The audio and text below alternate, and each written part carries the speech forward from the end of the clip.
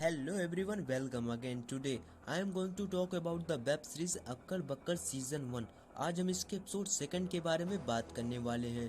अगर आपने हमारे इस चैनल को सब्सक्राइब कर लिया है तो बहुत बहुत धन्यवाद, और अगर आपने नहीं किया तो कोई बात नहीं यार, कभी भी कर लेना। So without wasting time let's come to the point. इसके लास्ट एपिसोड में हमने देखा कि भार्गव को एक नकली बैंक खोलने का आइडिया आता है और वो इसके लिए एक परफेक्ट टीम बनाने के चक्कर में लग जाता है। इसी के साथ कहानी प्रेजेंट में आती है और हमें दिखाया जाता है सिद्धांत और उसकी गर्लफ्रेंड रिया को, जो कि उसके घर आई होती है और अभी भी सिद्धांत सो रहा होता है। वो कहती है कि तुम ऐसे सोते रहना और एक दिन मैं तुम्हें छोड़कर चली जाऊंगी, और भार्गव नहाने चला जाता है। दरअसल ये दोनों भार्गव से मिलने जाने वाले होते हैं उस प्लान को कंप्लीट करने, और दोनों निकल जाते हैं। जैसे ही ये दोनों भार्गव से मिलते हैं ये दोनों चौंक जाते हैं, क्योंकि भार्गव पूरी रात जगकर अपने प्लान पर काम कर रहा होता है। सिद्धांत पूछता है कि ये क्या है। भार्गव बताता है कि माँ बाबा की जिंदगी बैंक थी, वो सारे पेपर्स घर ही लाते थे, उसी की स्टडी कर रहा हूँ। रिया पूछती है कि ये सब तुम लोग क्या बात कर रहे हो। सिद्धांत बताता है कि कल भाई साहब को दारू पीते हुए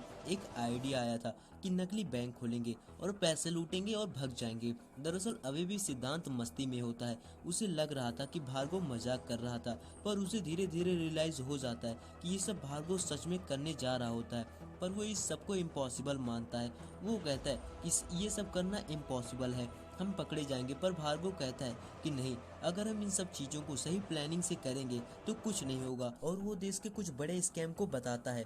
वो बताता है कि नीरव मोदी 11,000 करोड़, विजय माल्या 9,432 करोड़, पीएमसी बैंक 6,500 करोड़, और बीते कुछ सालों में 71,500 करोड़ का घोटाला किया है स्कैम के थ्रू। भार्गव सिद्धांत को ऑफर देता है कि चलो अपने सपनों को पूरा करते हैं। वो बताता है कि जिंदगी और सपनों की जिंदगी में सिर्फ एक स्कैम का अंतर है।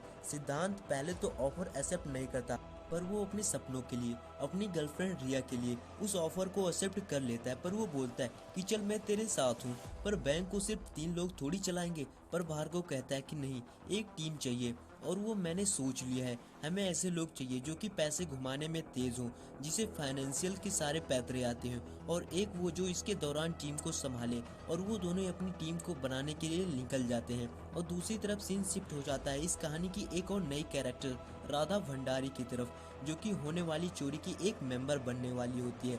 वो अपने पूर्वजों के चले आ रहे पैसे उधारी के धंधे को संभालती है। वो अपने एरिया की एक मॉन्स्टर होती है, जो कि पूरा मुन्ना भैया की तरह होती है।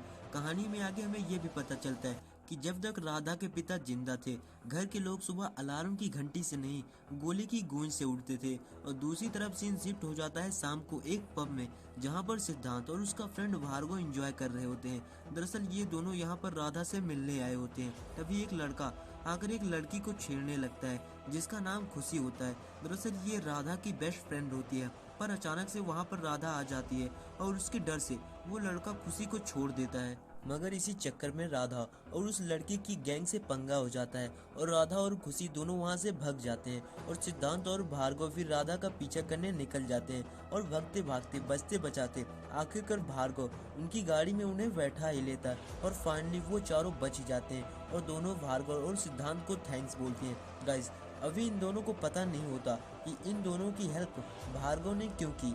इन दोनों का मिलना एक कोई इंसिडेंस नहीं होता, और वो सब इसी खुशी में एक पार्टी करने का डिसाइड करते हैं। और आगे हमें पता चलता है कि राधा जो पैसे लोगों से वसूलती है, वो उसके दादा के पास चले जाते हैं, और उसे अपनी लाइफ में जीने के लिए खूब सारे पैसे चाहिए। और तभी भार्गव अपना प्लान उन दोनों को बताता है कि कैसे वो एक नकली बैंक खोलना चाहता है और एक बहुत बड़ा स्कैम करना चाहता है, जिसमें उसे उसकी हेल्प चाहिए।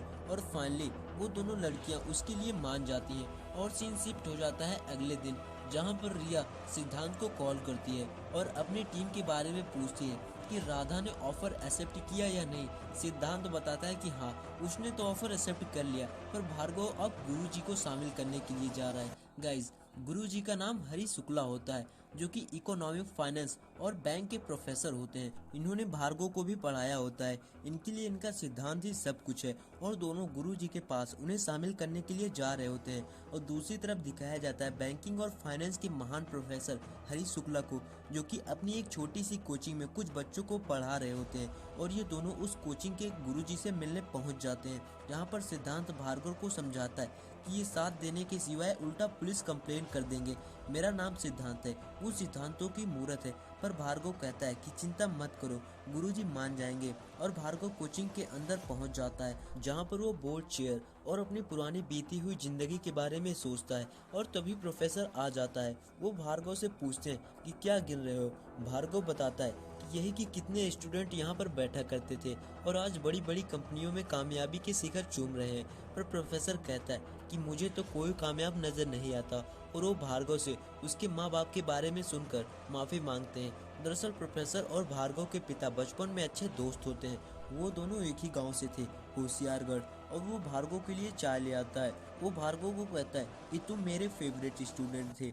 पर यहाँ पर भार्गव काफ़ी ज़्यादा इमोशनल और सैड हो जाता है। वो बोलता है कि आज मुझे पता चल गया कि इस सिस्टम को चलाने के लिए तेल नहीं, मेरे माँ बाबा जैसों के खून लगते हैं। वो ये सब इसलिए कह रहा था क्योंकि उसके माँ बाप की मौत बैंक फ्रॉड की वजह से हुई थी। लोगों ने उन्हें दोषी समझ लिया था। वो प्रोफेसर को कहता है कि हमने एक निर्णय लिया है सर।